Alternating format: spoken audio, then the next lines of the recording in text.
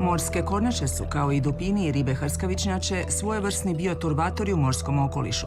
Pridonose tomu da se organske tvari koje su u dubini podignu do površine mora, ostavljaju svoj izmet u površinskom sloju i tako ga hrane te omogućuju proizvodnju organskih tvari fitoplanktona na kojima se temelji cijeli hranidbeni lanac. Sve morske kornjače u Mediteranu, a inače u Mediteranu trajno obitavaju dvije vrste, dakle glavata želva i zelena želva, su strogo zaštićene životinjske vrste. Međutim, u Mediteranu se pojavljuje i sedmopruga usminjača, dakle to je jedna velika oceanska vrsta. Međutim, ta životinja u Mediteran u biti ulazi relativno rijetko. U Jadranu mislim da smo je tijekom posljednjih stoljeća zabilježili svega nekih 20-ak puta. Do prije 10-ak godina morske su kornjače bile među najugroženijim vrstama. Zahvaljujući stručnjacima, glavata želva u Sredozemlju više nema taj status. Usto se od 2016. do 2021. u 6 zemalja Europske unije, na Cipru, Malti, u Grčkoj, Italiji, Sloveniji i Hrvatskoj, provodi projekt Life Euro Turtles.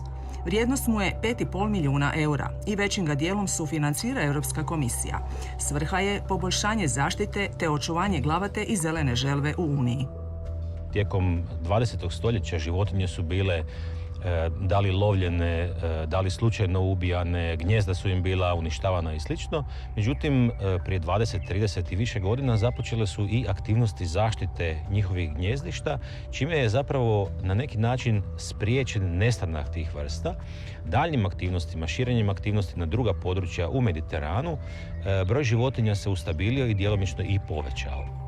Glavata želva živi do 60 godina. Hrani se među ostalim meduzama, mekušcima, ježincima, rakovima i sitnijim ribama.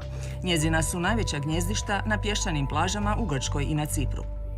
Sjeverni Jadran je jedno od najključnijih područja za glavatu želvu, za njenu ishranu, za prezimljavanje i odrastanje u cijelom Mediteranu.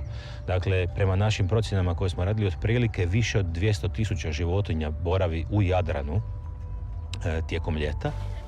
A kada dosegnu spolnu zrelost, vraćaju se na plaže na kojima su se izlegle kako bi ondje položile jaja. Ako je temperatura niža od optimalne, u gnijezdu će se izleći više mužjaka, a ako je viša, bit će više ženki. U tom je smislu globalno zatopljenje problem, jer se u gnijezdima razvija sve više ženki, pa bi u nekom trenutku mogao nastati manjak mužjaka. Ta gnijezda koje ženke ostave, one zakopaju, dakle pokriju ih, pokušavaju ih na neki način sakriti. Međutim, mi ljudi na njima se volimo kupati, po njima volimo trčati, na njih zabijamo naše suncobrane, postavljamo stoliće, ne znam šta već sve ne radimo, voze se, na nekim plažama se čak ljudi i voze. I te sve aktivnosti zapravo uništavaju ta gnijezda, dakle uništavaju jaja u njima, uništavaju mladunce, onemogućavaju im da izađu u more. Usto se zbog turizma na tim plažama grade barovi i noćni klubovi, a njihova rasvjeta koja je jača od odbljeska mjeseca na površini mora dezorijentira mlade kornjače. Umjesto prema moru kreću na suprotnu stranu te ugibaju ili zadobivaju ozljede. Zato se u državama u kojima se gnijezde stručnjaci na projektu brinu o zaštiti gnjezdišta.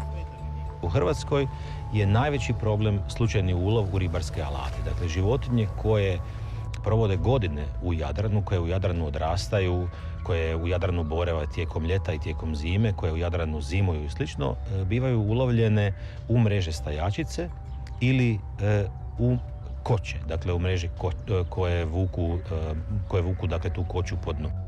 Ako ih u tom stanju mirovanja, odnosno hibernacije tijekom zime, ribari zajedno s kočom izvuku iz mora, ne valja ih odmah bacati natrag. Naime, kornjače nemaju dovoljno snage isplivati do površine, udahnuti zrak i vratiti se na dno, nego se jednostavno utope.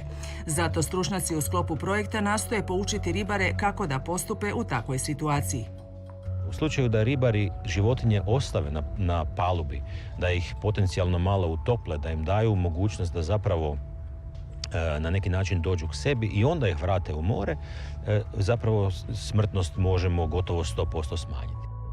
A da bi se izbjegao slučajan ulov u mreže stajačice u kojima kornjače također često ugibaju, u sklopu spomenutog projekta Life Euro Turtles stručnjaci testiraju primjenu LED žaruljica, postavljaju ih na te mreže i dok su dijelom osvjetljene pomažu kornjačama da ih vide i izbjegnu. Istraživanja su pokazala da se smrtnost, odnosno broj ulovljenih životinja u takvim mrežama smanjuje i do 50%. Odgovornim ponašanjem svatko od nas može pridonijeti zaštiti morskih kornjača. To znači među ostalim ne bacati u more plastični otpad koji kornjača može progutati i zbog toga uginuti. Jer kornjače su važna karika u morskom okolišu koji je zajednička prirodna baština svih stanovnika Unije.